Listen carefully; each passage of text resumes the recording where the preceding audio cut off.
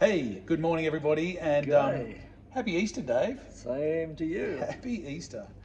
Yes, it's Easter Already. time. Yeah, I know. We just did this last week. No, that was a year ago, right?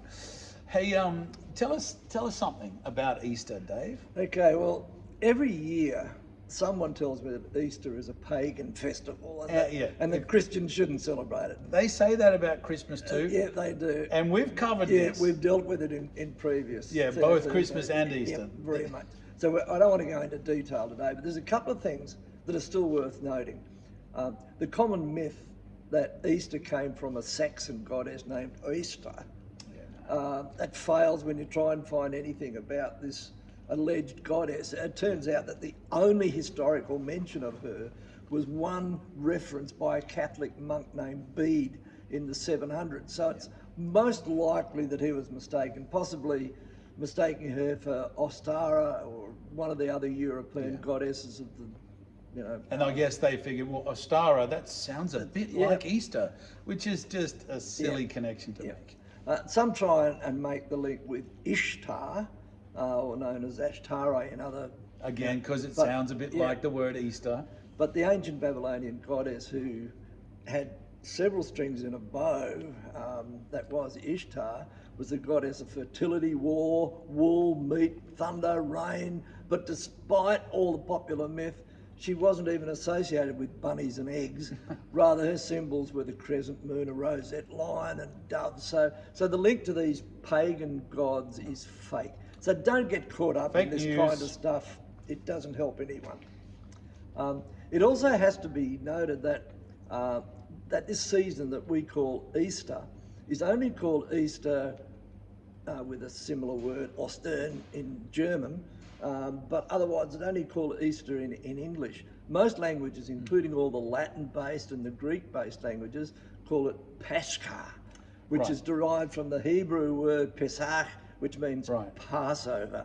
Yeah. So And Easter. look, if you're like me, you have a more traditional background. I had an Anglican background, or if you're in the States, it's Episcopal, same thing. You'll know about the Paschal candle, Yeah, right? that's So right. there's a candle, and we call it the Paschal candle. That's where Yep, and absolutely. most people call it that. And like you Yeah. said, only English uses the word Easter. So all the links with Easter and Esther and all the other ones are just crazy. But Easter has a clear and a strong link to Passover. Yes, it does. So this word Easter only appears once in the King James Bible, and that's in Acts 12. But it's really Yeah. a bad translation of the word Pascha, which is translated Passover 28 times in the New Testament, and here for some reason they've translated it as Easter. Yeah. So it's a mistranslation in the King James. So most more recent English translations have corrected that error and used the word Passover in Acts 12 as well. So this week, the observance of Jews and Christians actually is going to overlap. Because that doesn't happen every It doesn't year. happen very often, but it Yeah. happens this year. Wow. So Jews around the world will gather for the Seder, which recounts the Exodus from Egypt and God's redemptive hand right throughout history. And of course, Christians are going to be celebrating the death and the resurrection of Jesus Christ and the promise of eternal salvation.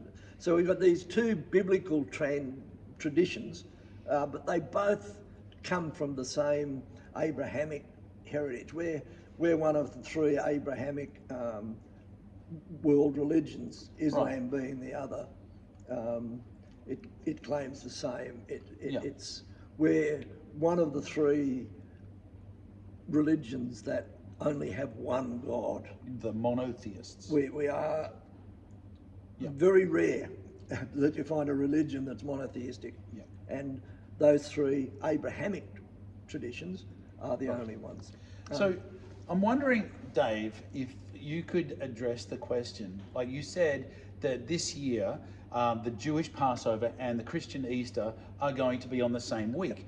Why isn't it every year like that? Yeah, look, a lot of people would associate words like Passover and Easter, and they might say, well, one is Jewish and one is Christian. And technically that's correct. Passover and Easter tend to blend into each other when you carefully examine what they're about. So today, and I will address your question, today we're going to take a brief look at the few places where Easter and Passover actually intersect. Right. So the New Testament records the events that took place during that week that was leading up to the crucifixion of Jesus, and they were essentially linked with Passover. Right. As a Jew and a rabbi at that, Jesus came to Jerusalem that week in response to a command in the Torah to appear at the temple in Jerusalem for the feast. Right. That Passover All feast. of them did. All Jews. And he celebrated come to Passover Jerusalem. with his closest friends. So as a devout Jew, Passover was an important part of the year for Jesus, and he prepared for its observance very seriously. Yeah. And of course, it wasn't just Jesus who celebrated Passover.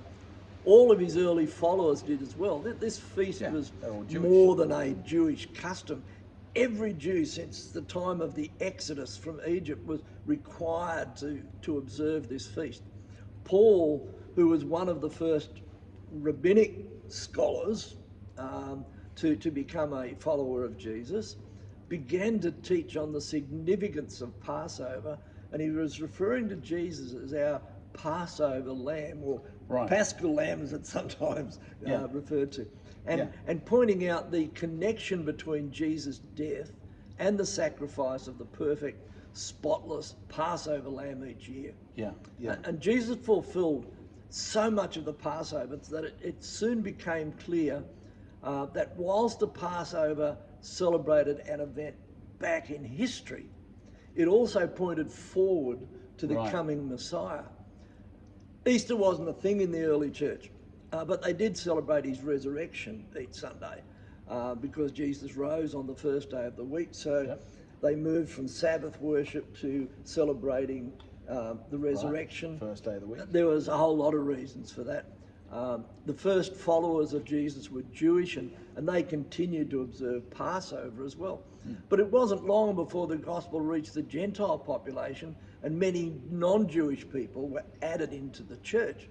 And of course, the Gentile believers had never celebrated Passover, and it had little meaning to them as a celebration of the Exodus. And by the way, when we say it wasn't long before it reached the Gentile population, we're talking in Paul's time. Right. And by 400 AD, there were more Christians in the Roman Empire Yeah. Exactly. than Then I think it was 70% by 350. Yeah. So It was this just- is in the midst of Yeah. persecution, in the midst of all of that, before, Constantine made it the state religion. The church was explosive. Absolutely. It was growing, incredibly. But a lot of the Gentiles didn't understand or didn't. It had little meaning to them. Well, the Passover, Exodus. yeah, that's right. But the relevance of Jesus to the Passover and the observance or observation of communion, which Jesus had instituted at a Passover ceremony and had specific elements of the Passover Seder, that made the link between Christ and the Passover very, very clear. Yeah.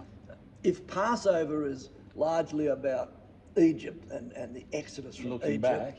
then it's fair to say that Easter is largely about Passover. So which one is it? Was Passover pointing forward to Jesus, or was Jesus pointing back to there's Passover? a bit of both. Yeah. Easter began as a special feast that celebrated the resurrection of Jesus. And until the 4th century, Easter's dating was based on the Jewish calendar of the date of Passover. But at the Council of Nicaea in 325, church Right. leaders began to decide to create a way that the date of Easter could be set without reference to the Passover. So they tried to separate it. And it was Is that decreed... because at that point there were many more More Gentiles, Gentiles, yeah. than there were Jewish believers by that time? And it was decreed that Easter would always fall on the first Sunday after the full moon following the spring equinox in the Northern Hemisphere. I'm confused. Yeah. Just give me a date. Yeah. This meant that Easter didn't have a fixed date, but it was always linked to the full moon. And this meant that it was almost always very close to the date of the start of Passover, which starts on the 15th day of the Hebrew month, Nisan. But not necessarily. So it wasn't always on the same week. No. Because the full moon could happen Yeah, a couple of a weeks week- earlier, a couple of or- weeks yeah, later. that's right. So it's around the same Yeah. time, But it could. There's a window of what, a month? Yeah. You know. Yeah. It's normally within a couple of weeks, and this year they both happen to be the same week. So both Passover and Easter have the death of the Lamb as their central focus. Right. The New Testament writers made a clear link between Jesus and the Passover Lamb. Jesus clearly identified himself with the sacrificial lamb of Passover. The Passover lamb had to be the firstborn lamb, free from any spot or blemish. And Jesus, of course, was the firstborn of Mary and was without sin. And so, And the only Son of God. And the only Son of God. And, the link is obvious.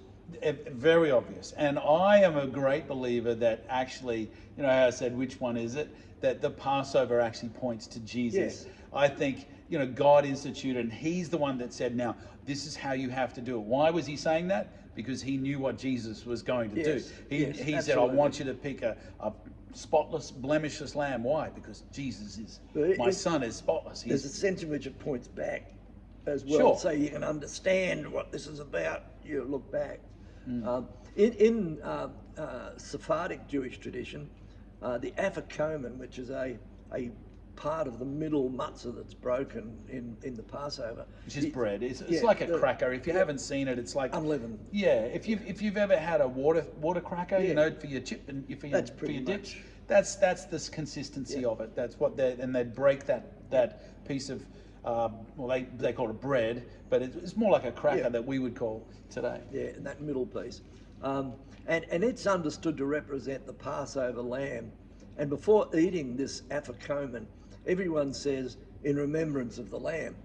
So Jesus held up a piece of unleavened matzah during his Passover, the Last Supper, in other words, and he said, instead of saying, in remembrance of the lamb, he said, this is my body given for you. Do this in remembrance of me.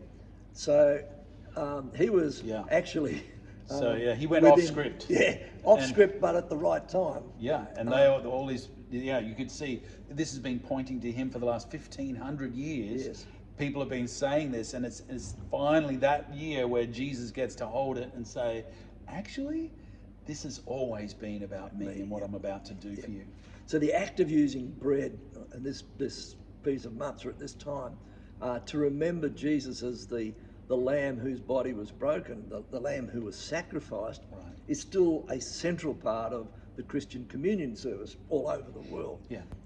In the Passover Seder, the wine that is consumed has to be red wine as a reminder of the blood of the sacrificial lamb. Yeah. And just before the drinking of the third of 4 cups that are in the Passover, and each one has a name, and the third one's the cup of redemption.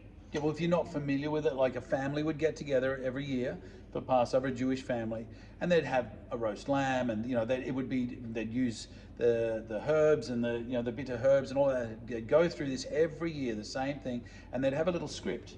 And like Dave said, there's actually 4 glasses of wine, so it became quite the party.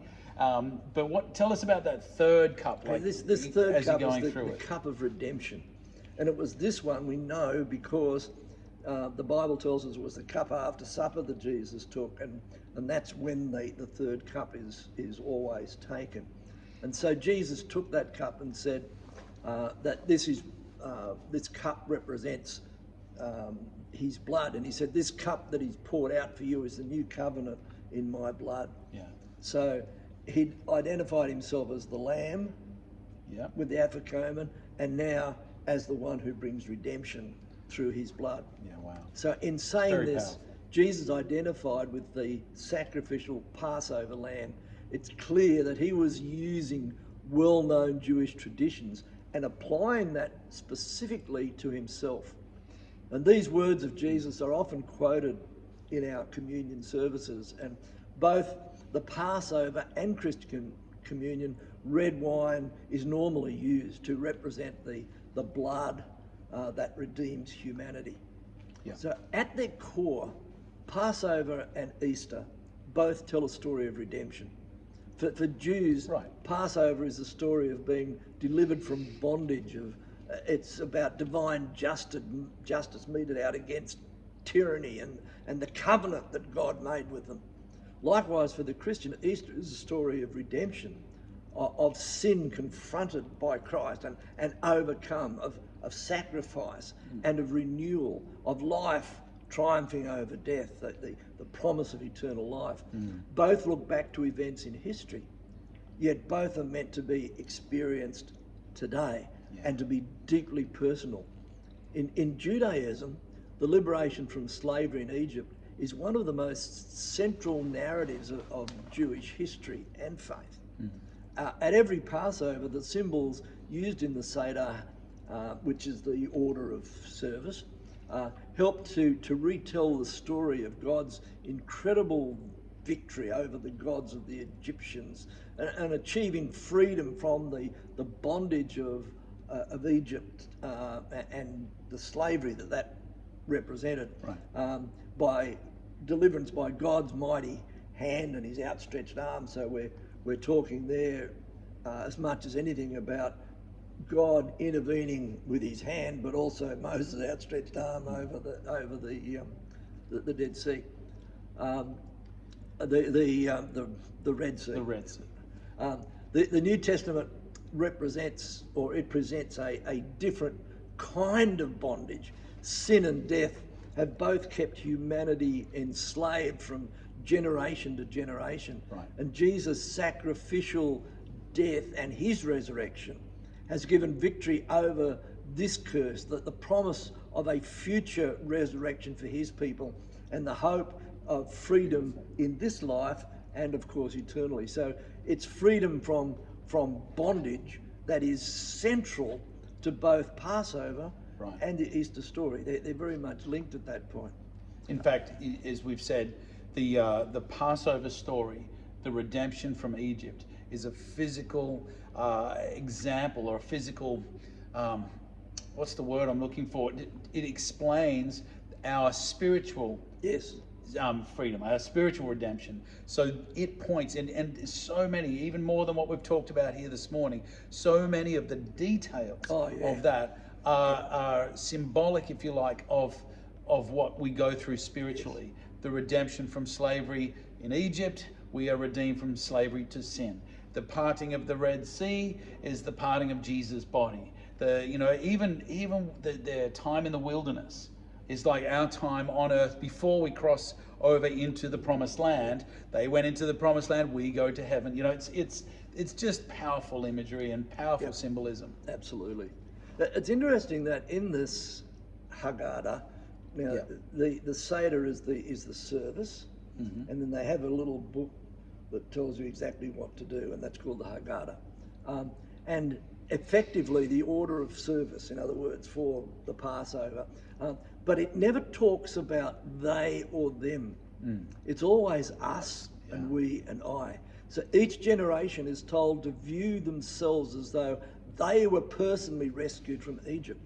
So the instruction in the Haggadah says this: you are to tell your son on that day, saying, it is because of what the Lord did for me when I came out of Egypt.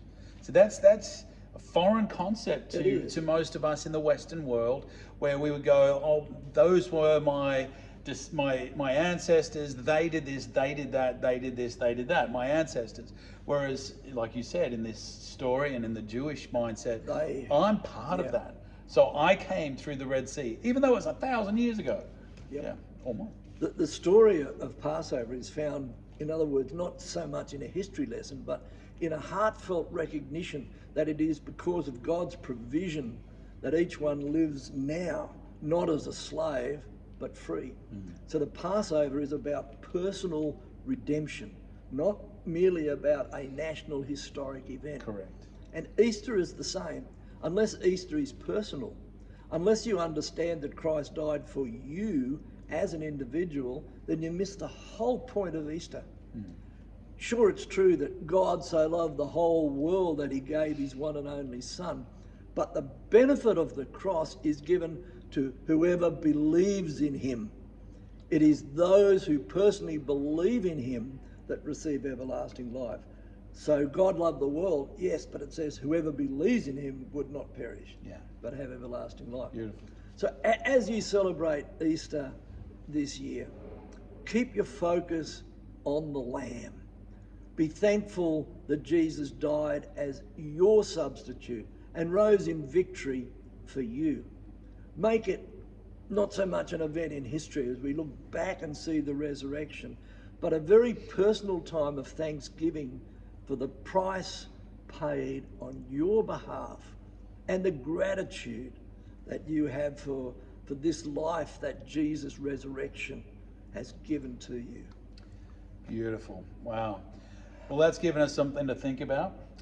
Easter and Passover, and how amazingly important it is that you take this personally, that it's a personal revelation. Yeah. So God bless you. And if you are on the Sunshine Coast, you're more than welcome to come and join us on Good Friday here at New Life Church in Nambour. We're here at 9:30, and of course again on Easter Sunday, Resurrection Sunday at 9:30 then as well. But wherever you are in the world, may God bless you this Easter, and may he personally touch your heart just like he is right here with us. God bless you. Have a happy and holy Easter.